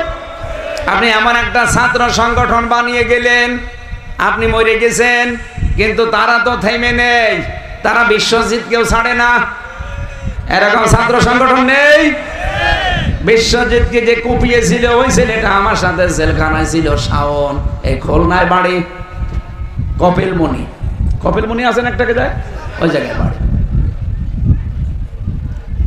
কয়েকদিন আগে তার মা বাবা হাউমাউ করে কাঁদছিল, আমারে বলছে একটু দেখেন ছেলেটার কতদিন ছেলে থাকবে। এক বাবের এক ছেলে। আপনি মারা গেলেন, কিন্তু আপনার ছাত্র সংগঠন এমন, ওরা বসে নেই, ওরা মানুষকে কুপিয়ে মারে, ওরা পাথর দিয়ে মারে। আপনি মরে গেছেন 50 মন গোনা নিয়ে। আপনার এই দলীয় লোকজন যতদিন দুনিয়ায় টিকে থাকবে, ওরা যত অপরাধ করবে ফ্ল্যাক্সি লোড হয়ে আপনার আমল নামায় যেতেই থাকবে। গোনা ছিল 50 মন, কিয়ামত আসতে আসতে গোনার পাল্লা হবে 500 মন। এই কথা বলুন। এরকম জীবন বাংলাদেশে কারো নেই। এতটুকু বলে আল্লাহ শেষ করেন, এর পরেরটা আর মারাত্মক। আল্লাহ পাক বলেন আলা সামায়াসিরুন, এই মানুষগুলোকে কিয়ামতের ময়দানে যখন পাপের বোঝাগুলো একটার পরে একটা বাড়তে থাকবে, 50 মন, 100 মন, 150 মন, 200 মন, 5000 মন যখন হয়ে যাবে পাহাড়ের মতো, ফেরেশতারা বলবে কত নিকৃষ্ট বোঝা এই লোকটা বহন করে নিয়ে যাচ্ছে। ও বাংলাদেশের রাজনৈতিক নেতারা, নিজেরা তো অপরাধ করছেন, এমনকি মানুষ দিয়ে যারা অপরাধ করাচ্ছেন, একটু বিবেকের কাছে প্রশ্ন করেন, আপনার গোনা 500 মণ ছিল, কিয়ামতের দিন যদি 50,000 মণ হয়ে যায়, ফেরেশতারা যদি দেখে বলে কত নিকৃষ্ট বোঝা এ নেতা বহন করে নিয়ে যাচ্ছে, ও লজ্জা রাখবেন কোথায়? আশা করছে আপনার বিবেকের উপর একটা ধাক্কা দেবে আয়াতটা। বাড়িতে যে সূরা আনামের 30 নম্বর আয়াত একটু ব্যাখ্যা সহ পড়েন, দেখবেন আপনি পরিবর্তন হতে পারবেন। কোরআনও যদি আপনার পরিবর্তন আনতে না পারে, আপনি বিশ্বাস করতে পারেন আপনার কপালে আর হেদায়েত নেই। কথা বলেন ঠিক কিনা? সুতরাং আল্লাহ যে 4টা কাজে সবচাইতে বেশি রাজি, আর যে 4টা কাজে সবচাইতে বেশি নারাজ, আল্লাহ আমাদেরকে এখান থেকে মাহফুজ রাখেন, বলেন আমিন। যেহেতু রবিউল আউয়াল মাস, এই কেন্দ্রিক একটা আয়াত পড়েছি, তাফসীর আকারে কথা বলতে চাচ্ছি। সূরা আনামের 50-51 নম্বর আয়াত। রব্বুল আলামিন বলেন, আমাদের দেশের জন্য এটা এত জরুরি, আমি বিশ্বের যতগুলো দেশে গেছি, শুধু বাংলাদেশ আর ভারত, এই 2টা দেশে এই আয়াতটা আমার মনে হয় 100 ভাগ কার্যকর। আন্দাজে নবীর উপরে এমন এমন জিনিস চাপিয়ে তাকে আমরা আল্লাহর উপরে তুলে ফেলি। বিশেষ করে যে রবিউল আউয়ালে আমরা ঈদে মিলাদুন নবী বানিয়েছি, ঈদ মুসলমানদের জন্য 2টা, একটা ঈদুল ফিতর, ঈদুল আজহা, এর বাইরে মুসলমানের কোনো ঈদ নেই। কথা বলেন না কেন? সুতরাং ঈদে মিলাদুন নবী এই খুলনা বিভাগে পালন হয়েছে কিনা আমি জানি না, যদি হয় আগামী বছর থেকে আর হবে না ইনশাআল্লাহ, কারণ এটা সুস্পষ্ট বেদাত। আপনি কোথায় পেয়েছেন ভণ্ডামি? ঈদে মিলাদুন নবী নামে কোন ঈদ এই পৃথিবীতে আল্লাহর পক্ষ থেকে এসেছে? বলেন বলেন। আপনি আনন্দ করেন, রাসূল যেই দিন জন্ম নিয়েছিলেন তার শুকরিয়া আদায় করার জন্য ওই দিন উনি রোজা রাখতেন। আপনি রোজা রাখেন? আপনি 63 দিন ব্যাপী কি আরম্ভ করেছেন ঈদে মিলাদুন নবীর নামে, অথচ মিলাদ নামে যেটা আমাদের দেশে আছে এইটাও যদি আমরা হালকা মানতাম। আমি তো 27টা শিক্ষা পেয়েছি, একটা শিক্ষাও বাংলাদেশের মানুষ নেয় না। সিরাত ইবনে হিশাম থেকে বলছি, বিশ্ব নবীকে আমরা যেগুলো যেগুলো বলতে চাই, আল্লাহ বলেন নবী আপনি বলেন ওগুলো একটাও আমি না। কুল্লা আকুলু লাকুম ইনদি খাযাইনুল্লাহ, নবী আপনি বলেন আমি একথা বলি না যে আল্লাহর ধন ভান্ডার আমার কাছে আছে, ওয়ালা আলামুল গায়বা, আমি একথাও বলি না যে আমি গায়েব জানি, ওয়ালা আকুলু লাকুম ইন্নী মালাক, আমি একথাও বলি না যে আমি ফেরেশতা। আমি কি বলি? ইনাত্তাবিউ ইল্লা মা ইউহা ইলাইয়া, আমার প্রতি যেটা নাজিল হয় ওইটা শুধু আমি অনুসরণ করি। কুল হাল ইয়াস্তাবিল আ'মা ওয়াল বাসীর, যারা চক্ষুষ্মান যারা অন্ধ এরা কি সমান? আফালা তাতাফাক্কারুন, এরপরেও কি চিন্তা করবা না? কে বলছেন? বলেন বলেন। কি মারাত্মক কথা! আফালা তাতাফাক্কারুন, আল্লাহ আফসোস করছেন, এরপরেও কি তোমাদের চিন্তা আসবে না? ওয়াংদির বিহিল্লাযিনা ইয়াখাফুনা আইয়ুহশারু ইলা রাব্বিহিম, হে নবী এই কোরআন দিয়ে যে মানুষগুলো আল্লাহর সামনে হাসর করা লাগবে এই ভয় করে, তাদেরকে সতর্ক করেন। মিন দুনিহি ওয়ালিয়্যু ওয়ালা শাফি', কিয়ামতের ময়দানে আল্লাহ পাক ছাড়া কোনো অভিভাবক কোনো সুপারিশকারী কারো পক্ষে থাকবে না, এটা যেন মানুষ সতর্ক হয়। আফালা ইয়াত্তাকুন, এরপরেও কি তারা সতর্ক হবে? আশা করছে তারা সতর্ক হবে। এ পর্যন্ত আমাদের মাতৃভাষায় অর্থ ছিল, এবার আমরা একটু ব্যাখ্যার দিকে যেতে চাচ্ছি। মূল শিক্ষাটা আমি শেষে দেব ইনশাআল্লাহ। খুলনাবাসী, আমি যেটা আয়াত থেকে প্রমাণ পেয়েছি, আজ বাংলাদেশ, ভারতে, পাকিস্তানে নবীকে নিয়ে আমরা যেটা বলতে চাই, অথচ নবীজিকে আল্লাহ বলেন এগুলো বলেন আপনি যেগুলো আমি একটাও না। নবী যদি খাজানার ভান্ডার তার কাছে না থাকে, কত পীরের কাছে আজ খাজানার ভান্ডার আছে বলে আমরা বিশ্বাস করি অলরেডি। কথা বলেন। বলে কেউ ফেরে না খালি হাতে খাজারে দরবারেতে। নবীজিকে বলতে বললেন আল্লাহ যে আমার কাছে ধন ভান্ডার নেই, আল্লাহর খাজানা নেই। নবীর কাছে না থাকলে পীরের কাছে থাকে কোন কায়দায়? হে নবী বলেন আমি গায়েব জানি না, অথচ আজ কত জায়গায় দেখতে পায় গায়েব না, 100 বছর পরে কি হবে তাও বলে দিচ্ছে। হ্যাঁ নবী আপনি বলেন আমি কিন্তু ফেরেশতাও না, আমি তোমাদের মতো মানুষ, অথচ সেখানে আজ আমরা নবীকে ফেরেশতাদের উপরে তুলে ফেলেছি। ফেরেশতারা কিসের তৈরি বলেন তো, বলেন বলেন। অনেকেই নবীকে নূরের তৈরি বানিয়ে মাটির তৈরি এ কথা বলতে নারাজ, অথচ কোরআনে কারীম জানিয়েছে কুলিন্নামা আনা বাশারুম মিসলুকুম, নবী আপনি বলেন আমি তোমাদের মতো মানুষ।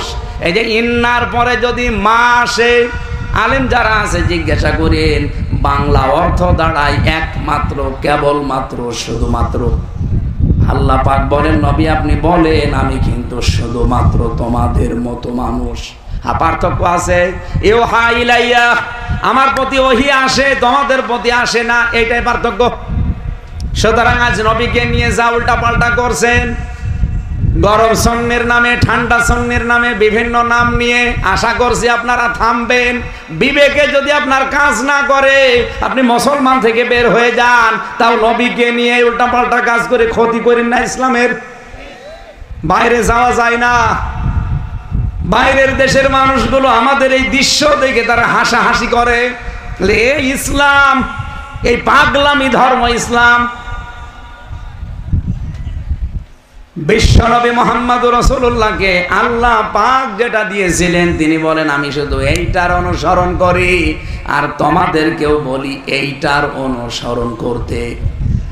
আপনারা যারা এই রবিউল আউয়াল মাস আসলে মিলাদ পড়া নিয়ে পাগল হয়ে যান, জীবনে কোনোদিন মিলাদের প্রথম শিক্ষাটা নিয়েছেন? আর রাহিকুল মাখতুমে পড়েছিলাম, আল্লামা সফিউর রহমান বলেন, তিনি লিখেছেন হযরতে হালিমাতুস সাদিয়া রাদিয়াল্লাহু তাআলা আনহা নবীজির জন্মের পরে তাকে কোলে তুলে নিয়েছিলেন।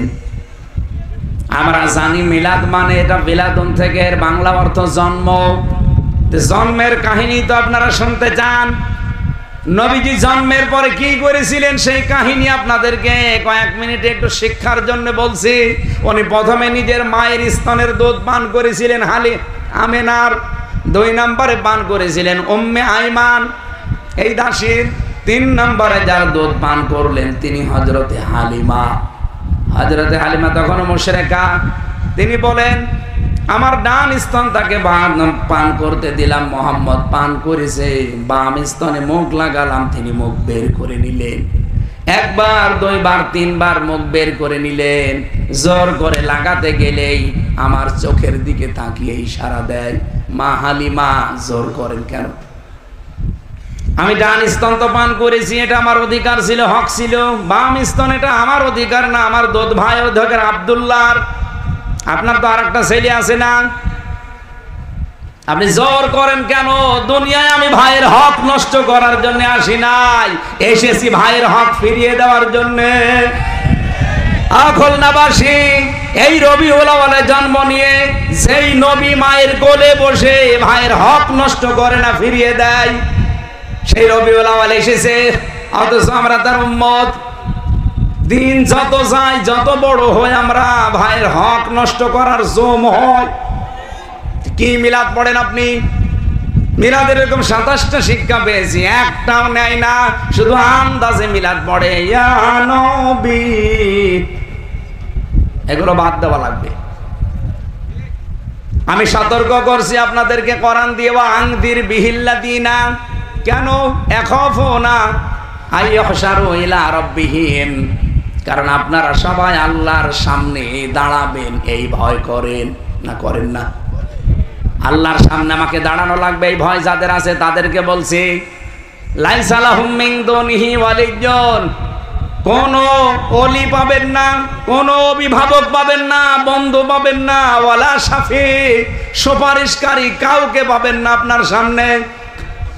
যদি কোরআনে কারিমের যে সতর্ক বার্তা আছে 500, এগুলো নিজের জীবন থেকে শুরু করে ব্যক্তিগত থেকে আন্তর্জাতিক জীবনে মিলাতে না পারেন, কেউ আপনার পাশে মরণের পরে দাঁড়াবে না। কোরআনের সতর্ক বাণী শোনেন, কোরআনে 500টা আল্লাহর বিধান আছে। আমরা আগামী থেকে এই দেশে 500 বিধানই দেখতে চাই। এই কথা বলেন, দেখতে চান না? এটা যদি কারো কাছে রাজনীতি মনে হয়, ধান্দাবাজি মনে হয়, দুনিয়ার কাজ মনে হয়, তাহলে কোরআনের সূরা আনাম এই 51 নম্বর আয়াত কেটে বাদ দিয়ে দেন। আমি তো আমার বাবার কথা দিয়ে সতর্ক করি নাই, কিয়ামতে আইয়ুহাশারু ইলা রাব্বিহিম, রবের সামনে আপনাকে দাঁড়ানো লাগবে। আর পীর সাহেবদের মতো আপনি 40 লাখ মুরিদ নিয়ে আসবেন না। ওয়াকুল্লুহুম আতিহি ইয়াউমাল কিয়ামাতি ফারদা, কিয়ামতের ময়দানে প্রতিটি মানুষকে আল্লাহ তার সামনে দাঁড় করাবে একা একা। কয়জন করি? নিজের জীবনটা মিলান, একা একা দাঁড় করিয়ে আল্লাহ 5টা প্রশ্ন করবেন। মা তাযালু কদামা বানি আদম আব্দি ইয়াউমাল কিয়ামাতি হাত্তা ইসালান খামসিনা উমরিহি ফিমা আফনা ওয়া আন শাবাবিহি ফিমা আবলা। কিয়ামতের দিন 5টা প্রশ্ন করব তোদেরকে, সঠিক জবাব দেওয়া ছাড়া সামনেও যেতে পারবি না, পেছনেও যেতে পারবি না, জায়গায় দাঁড়িয়ে থাকবি। 1 নম্বরে তোর জীবন দিয়েছিলাম 60, 70, 80 বছর, কিভাবে কাটালি ওইটা বল। 2 নম্বরে যৌবন দিয়েছিলাম, এটা কোথায় কাটিয়েছিস বল। ও বাংলার যুবকেরা, সামনে কিন্তু সময় আসছে যৌবনের কঠিন সিদ্ধান্ত নেওয়ার। এবার যদি ভুল করেন সারা জীবন বেকার থাকবেন। আর ইসলামের হাতে তুলে দেন, আপনার কর্মসংস্থানের দায়িত্ব ইসলামের। বাংলাদেশের যুবকেরা বাইরে যেয়ে দেখি রাস্তা ঝাড়ু দেয়, টয়লেট সাফ করে, থালা বাসন ধোয়, অথচ এই যুবকদের এই দেশে হাজার হাজার লক্ষ লক্ষ কর্মসংস্থান তৈরি করার পরিবেশ আছে। শুধু নেতাগুলো সৎ হওয়া লাগবে। সেদিন আমেরিকাতে এক মন্ত্রীর সাথে দেখা, মনে বলছে হুজুর আমি ভালো হয়ে গেছি। এই দেশে যে বাজেট হয়, আপনারা তো সামনে ইসলামকে নিয়ে যেতে চান, জনগণকে জানাবেন 100 টাকা যদি বাজেট হয় রাস্তার জন্যে, 3 টাকা খরচ হয়, আর বাকি 97 টাকা আল্লাহর ওলিরা খেয়ে ফেলে। আমরা আগামীতে এরকম ওলিদের হাতে দিতে চাই? বলেন বলেন। যারা 100 টাকার 97 টাকা খেয়ে ফেলবে, 3 টাকার কাজ করবে, এরকম মানুষ দিতে চান? যারা 100 টাকার 100 টাকায় কাজ করবে। আমিরে জামাত ডাক্তার শফিকুর রহমান এই ঘোষণায় সব মহাসম্মেলনে দিয়েছিল, মহাসমাবেশে তার সর্বশেষ ঘোষণা ছিল, জামাত ইসলামী থেকে যদি কেউ এমপি হয়, মন্ত্রী হয়, যা বাজেট হবে ওইটাই সে খরচ করবে। এর চাইতে বলার আর বেশি কিছু নেই। এরপরেও যদি দেশের মানুষের আস্থা তৈরি না হয়, আমার মনে হয় এই দেশের মানুষ দিয়ে আর হবে না, ফেরেশতা লাগবে। ফাত্তাবিউস সিরাতাল আযম, ইবনে মাসউদ থেকে বর্ণিত, নবীজি বলেন, যাদের দ্বারা ইসলাম কায়েম হওয়ার সম্ভাবনা দ্রুত, তোমাদেরকে আদেশ দিলাম সেই দলকে সাপোর্ট করবা, পেছনে থাকবা, ইত্তেবা করবা। বাংলাদেশে যত দল কাজ করছে, আমার পর্যবেক্ষণ, আমার অবজারভেশন এইটা, বাংলাদেশে ইসলাম তাড়াতাড়ি কায়েম করতে পারে এই মুহূর্তে বাংলাদেশ জামাত ইসলামী। আপনি দেখেন, ইউনিয়নের মেম্বার থেকে একেবারে আন্তর্জাতিক পর্যায় পর্যন্ত প্রত্যেকটা জায়গায় তাদের সৎ এবং যোগ্য লোক ঠিক করা আছে। অন্য কোন দলের হাতে দিলে এই পরিমাণে আপনি পাবেন না, তাদের লোকও নেই। আজকে যতটুকু বলেছি এতটুকু আমল করার তৌফিক কামনা করছি। আল্লাহুম্মা আমিন। লা ইলাহা ইল্লা আনতা সুবহানাকা ইন্নী কুনতু মিনাজ জালিমিন। সময় মারা গেছে, দোয়া চাইছে ডাকসুর জন্য, আমাদের দোয়া চাই। রব্বানা যালামনা আনফুসানা ওয়া ইল্লাম তাগফির লানা ওয়া তারহামনা লানাকুনান্না মিনাল খাসিরিন। এই মোনাজাতটা বসে করেন, যেখানে আছেন বসে মোনাজাতটা করেন। ভাই বসেন বসেন। রব্বুল আলামিন, খুলনা জেলার দিকে তাকাও। এই দৌলতপুর থানা, লক্ষ লক্ষ নারী পুরুষেরা আমরা এক জায়গায় হাজির হয়ে রবিউল আউয়ালে কোরআনে কারীম থেকে কয়েকটা কথা শুনেছি। কিসে তুমি বেশি খুশি, কিসে তুমি বেশি নারাজ, এই কথাগুলো আমরা শুনলাম এবং মেনে নেওয়ার সিদ্ধান্ত অলরেডি নিয়ে ফেলেছি। বলেন আমিন। আল্লাহ তাআলা যতটুকু বলেছি আমি মন থেকে বলেছি, ইখলাস নিয়ে বলেছি, সততার সাথে বলেছি। আমাকে সহ প্রত্যেককেই মেনে চলার তৌফিক দাও রব্বুল আলামিন। এ মাহফিলের আয়োজন করতে গিয়ে এত বড় বিশাল আয়োজনে যারা শ্রম দিল, কত যুবক এই মাহফিলের জন্য আজ 1 মাস ধরে পরিশ্রম করছে। আজকে এক যুবক স্বেচ্ছাসেবক তার মাকে অলরেডি হারিয়ে ফেলেছে আজকের এই দিনে। আল্লাহ তাআলা এই মাহফিল চলাকালীন তোমার বান্দি তোমার হাতে ধরা দিয়েছে। ওই মায়ের পেটে যে স্বেচ্ছাসেবক জন্ম নিল, যারা কোরআনের খেদমত করে, এই ছেলেটার ওসিলায় মাকে মাফ করে দাও। আজকের এই বিশাল 2 দিনের আলোচনার সওয়াব তুমি নবীজির রওজায় পৌঁছিয়ে দাও। মাটির নিচে যারা ঘুমিয়ে আছে আল্লাহ এদেরকে মাফ করে দাও। রব্বুল আলামিন আমি সহ যারা অসুস্থ আছি আমাদেরকে শেফায়ে কামেলা আজেলা নসিব করো।